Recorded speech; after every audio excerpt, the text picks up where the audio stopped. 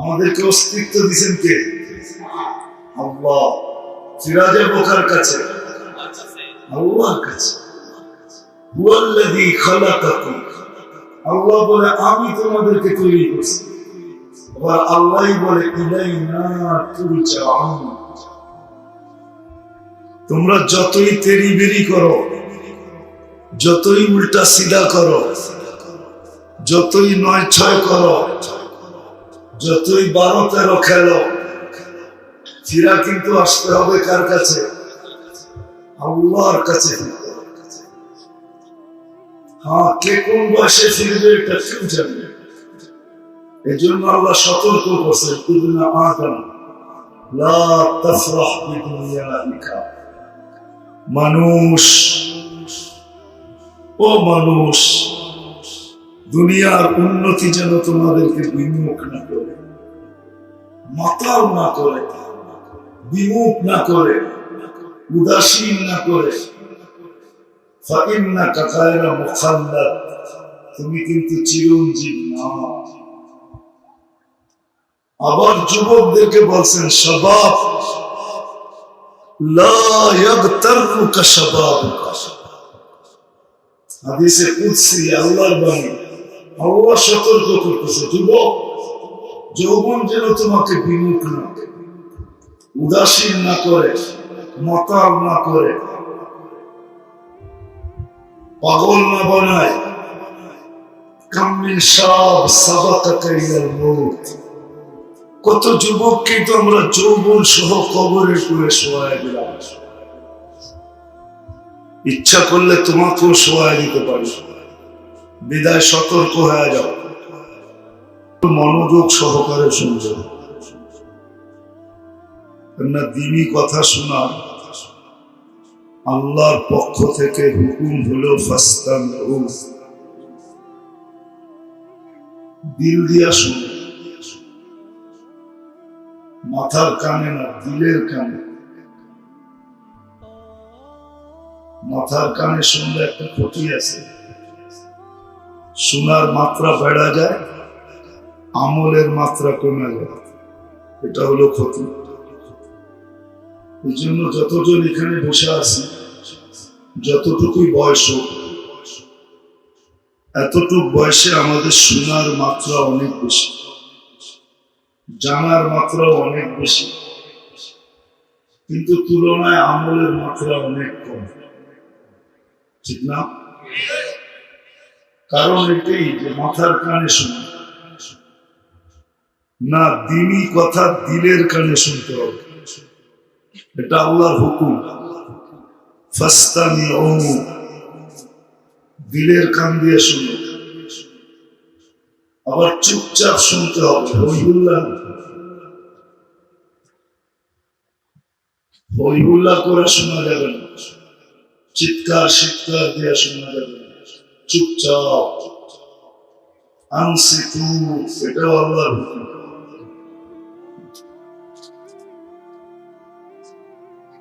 তাইলে ফলাফল দাঁড়াবে লাআল্লাকুম তুরহামুন, এটা হলো রেজাল্ট, ফল।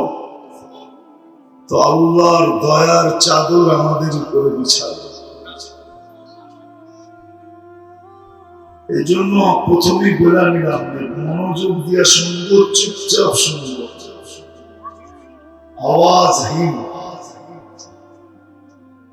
মুসলমানের দুরবস্থা আজকে এটাই, কাজ কম করে আওয়াজ বেশি করে, কাজ করে কম, আওয়াজ করে রাগ হয় না, কিন্তু আওয়াজ বেশি, কাজ কম। কিন্তু না, মুসলমান কাজ বেশি করবে, আওয়াজ কম করবে, এটা ছিল নীতি।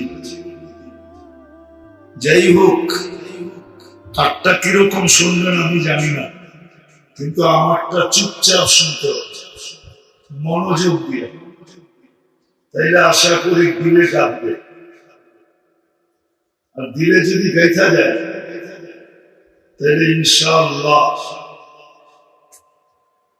আমল জীবনে আসবে, জীবনটা ফুটা যাবে, ফুটা আকর্ষণের পাত্র হবে।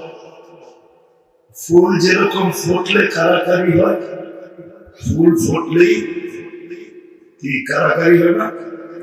না, মনে হয় বোঝে না, একটু পরে বুঝবো। 14 তারিখে যেরকম ফুটন্ত ফুল নিয়ে কারাকারি হয়, কয় তারিখে? 14 তারিখ ছিলেন, ফেব্রুয়ারির 14 তারিখ। হ্যাঁ, যুবকরা দেখেন না দাঁত বাহির হয়ে গেছে, বুঝা ফেলছে এরা কি বুঝাইতে চেয়েছে। কেননা ফুটন্ত ফুল নিয়ে কারাকারি হয়। ফুল যদি না ফোটে, কেউ চোখ উঠায় দেখে দেখে।